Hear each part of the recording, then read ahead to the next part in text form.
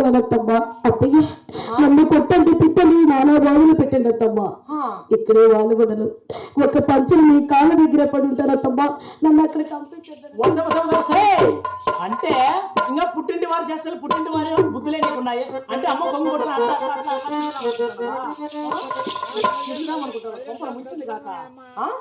సిగ్గుస్తరం మానవ లేదనా పంచలు ఉంటుందో అస్సలు అవసరం లేదు. నువ్వు గేటు దాటు వెళ్ళాలా.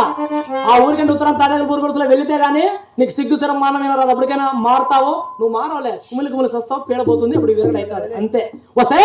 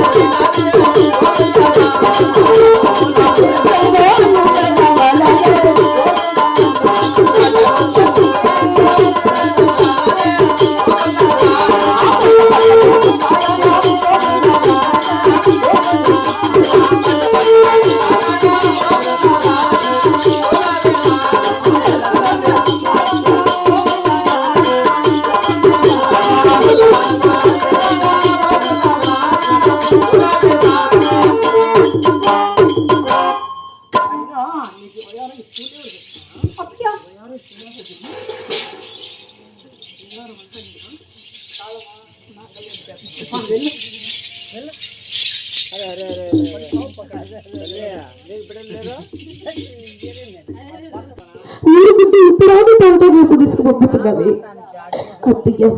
నీ మాట ఇంటిని కూడా దవచెట్టనమ్మా. అలాగే నేను వచ్చిన లంగా అవసరం నా ఒళ్ళు దాచుకొని అలాగే తాటాకుల పురుషుకి వెళ్ళొచ్చిన తండ్రి అంటూ